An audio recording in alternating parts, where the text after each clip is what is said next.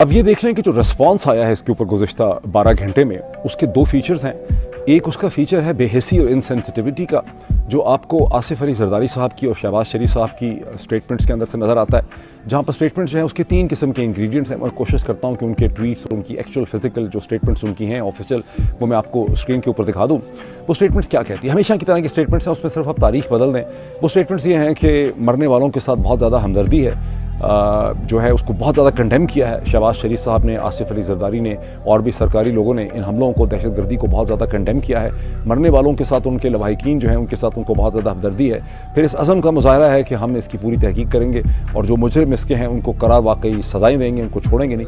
और फिर एक इंतहाई मसनूई किस्म की स्टेटमेंट है कि ये जो कॉवर्डली अटैक्स हैं, ये जो बुज़दिलाना हमले हैं, इनसे पाकिस्तान की कौम जो है वो डरने वाली नहीं है। ये किसको आप बेवकूफ़ बना रहे हैं? क्या चूतिया किस्म की ये स्टेटमेंट है। ये पहली तो बात है, बुज़दिलाना हमले, पता नहीं ये बुज़दिलाना है, ये अच्छे खासे इंटेलिजेंटली कोऑर्डिनेटेड किस्म के हमले हैं और हमला करने वालों ने ठीक ठाक अपनी कैपेबिलिटी, कैपेसिटी, रीच, पेनिट्रेशन जो है यहाँ पे शो की है। बाकी पाकिस्तानी कौम जो है वो खड़ी है बिल्कुल। आप तो बड़े महफूज हैं, लेकिन पाकिस्तानी कौम जो है वो बेचारी बिल्कुल भी महफूज नहीं है और वो इस किस्म के हमलों से कोई रोज़ ये नहीं कह रही कि हम खड़े रहेंगे इन हमलों के ख़िलाफ़।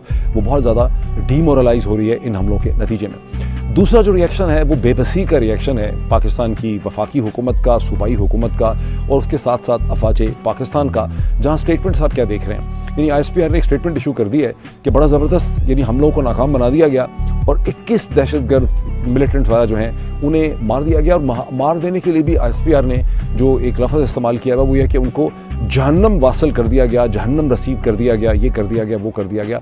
ये तमाम हेल्पलेसनेस की और फोकी किस्म की बातें हैं। इससे ये पता चलता है कि पाकिस्तान की military, so called military establishment के पास इस किस्म के चैलेंज का कोई मीनिंगफुल इंटेलिजेंट सोल्यूशन और काउंटर स्ट्रेटजी एग्जिस्ट नहीं करती।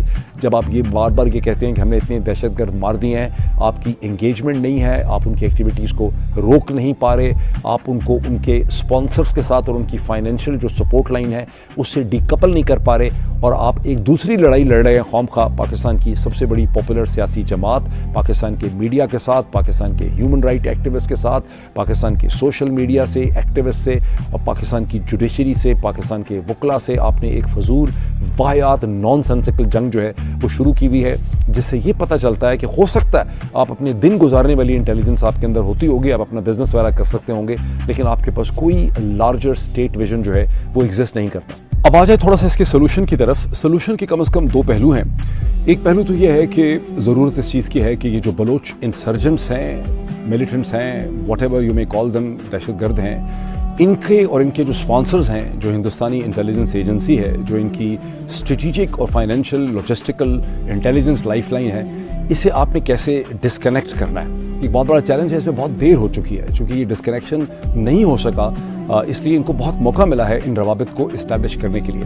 दूसरा पहलू ये है कि पाकिस्तान की इंटेलिजेंस और पाकिस्तान की जो सो कॉल्ड इस्टेब्लिशमेंट है वो इंडिया की जो इन्वॉल्वमेंट है बलूचिस्तान के अंदर, उसको कैसे इंटेलिजेंट तरीके से उसको डॉक्यूमेंट कर सकती है और डॉक्यूमेंट करके उसको इन बार बार रिपीटेडली, अब आप कहेंगे नहीं वो पहले भी लाया था तो कुल भाषण का तो दुनिया ने माना नहीं है, लेकिन आपको बार बार उसको दुनिया के सामने लाने की ज़रूरत है। और दुनिया के सामने आप उसको तब ला सकेंगे जब पहले आपके पास कोई ऐसा मौसर नैरेटिव होगा, इन्फॉर्मेशन होगी, डॉक्यूमेंटेशन होगी, जो आप पाकिस्तान के अपने अंदर मीडिया को, हमारी तरह के लोगों को भी आप कन्विंस कर सकेंगे कि आपके पास एक इंटरकनेक्टेड क्रेडिबल इन्फॉर्मेशन है।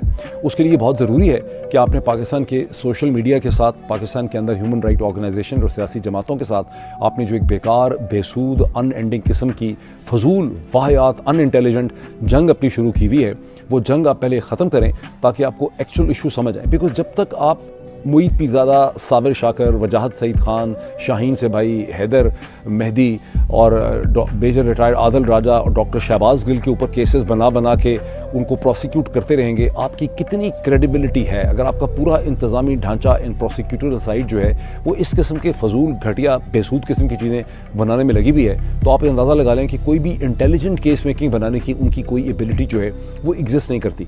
चैलेंज बहुत बड़ा है अगर इसको ये समझ सकें।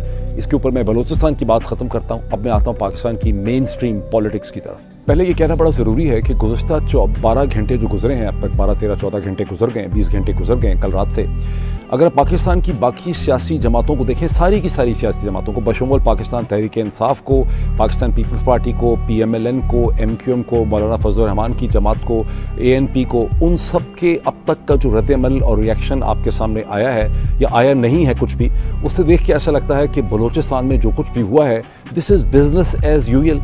ये एक रूटीन है, ये हंकी डोरी किस्म का मामला है, ये एक साइड शो है। किसी के रिएक्शन, रद्द-ए-अमल और नॉन रिएक्शन से आपको ये एहसास नहीं होता कि बलूचिस्तान के अंदर एक क़यामत सुग़रा जो है वो गुजर गई है। जो कुछ हुआ वो बहुत बड़ा चैलेंज है, और ये एक ऐसा चैलेंज है जो पाकिस्तान की मेन स्ट्रीम पॉलिटिकल पार्टीज़ को कंसर्न करता है। उन्हें इसके ऊपर सोचने की ज़रूरत है, सर जोड़ने की ज़रूरत है।